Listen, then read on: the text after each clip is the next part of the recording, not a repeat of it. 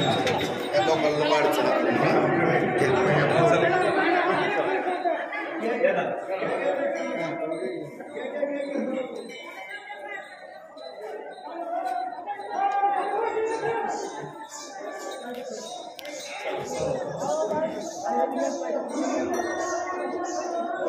आज आपण धामणगाव येथे आहोत आणि या ठिकाणी बार्शी तालुक्याचे लाडके आमदार राजाभाऊ त्या या ठिकाणी आलेले आहेत। तर भारतभरातून पूर्ण भारत पंढरपुराकडं आज वाटचाल करत आहे। मुख्यमंत्री असतील, रामदास सावंत असतील किंवा इतर राजकीय नेते मंडळी पंढरपुराकडे गेले असताना आज सोलापूर जिल्ह्यातील बार्शी तालुक्यातील आपले आमदार इथं धामणगाव येथे आलेले आहेत। तर मला त्यांना एक प्रश्न विचारायचा की आज पंढरपूरकडे न जाता आज आपण धामणगावकडे कसं काय आला?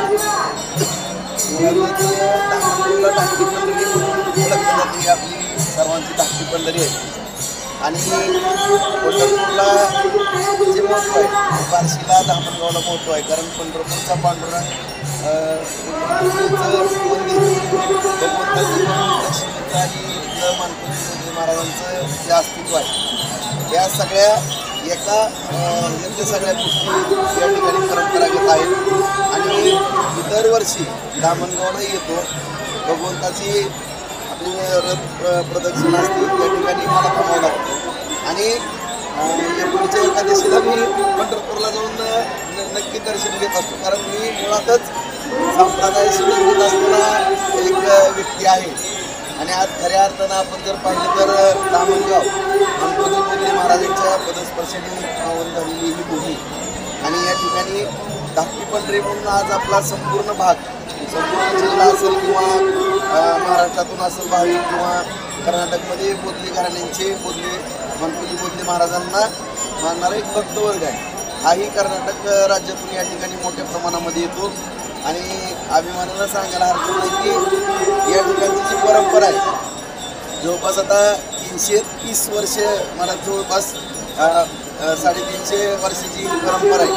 या ठिकाणी छत्रपती शिवराज आपलं सर्वांचा आराध्य दैवत आहे त्यांचे आणि मानकुजी बोधले महाराजांचे सुद्धा संबंध किंवा त्यांचा एक जिव्हाळा आपल्या सर्वांनाच या ठिकाणी माहीत आहे आणि या धामणगावच्या भूमीला सुद्धा छत्रपती शिवरायांनी पदस्पर्शी त्यांच्या पदस्पर्शी या ठिकाणी झालेले आहेत। मानकुजी महाराजांची सुद्धा भेट या ठिकाणी घाललेली असं इतिहासामध्ये सर्वतेला उल्लेख आहेत दाखले आहेत आणि अशा या धाकट्या पंढरीला एक चांगलं वैभव प्राप्त व्हावं या दृष्टिकोनातून सरपंच त्यांचे सगळे सहकारी पाटील साहेब आदरणीय आमचं बोधले महाराजांचं सगळं घराणं या ठिकाणी आणि गावातील सर्व लहानपूर मंडळी यांनी प्रयत्न केले आणि माननीय नरेंद्र मोदी साहेबांच्या मार्गदर्शनाखाली शिंदे साहेब, फडणवीस साहेब, दादा या सर्वांनीच आणि खास करून आपले गिरीश महाजन साहेब यांनी 2 कोटी रुपयाचा पर्यटन म्हणून आपल्याला हे तीर्थक्षेत्र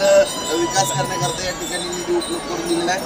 भविष्य काळामध्ये सुद्धा ही आपली धाकटी पंढरी एक नावारूपाला यावी या दृष्टिकोनातून आपण सर्वजण मिळून या ठिकाणी प्रयत्न करू।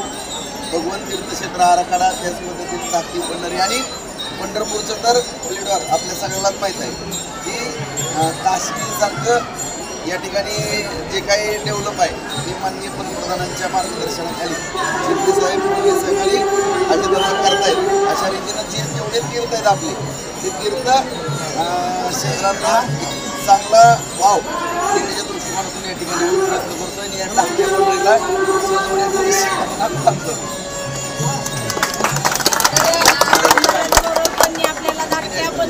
पंढरीचं म्हणजे धामणगावचं महत्त्व सांगितलेलं आहे। याबरोबरच आपल्या सोबत 18व्या वंशज म्हणून बोधले महाराजांची आताची पिढी आपल्यासोबत आहे। तर त्यांचं काय म्हणणं या बाबतीत तर ते जाणून घेऊया। पंढरीची वाटणी केली, धामणगाव आयसीची वाटणी केली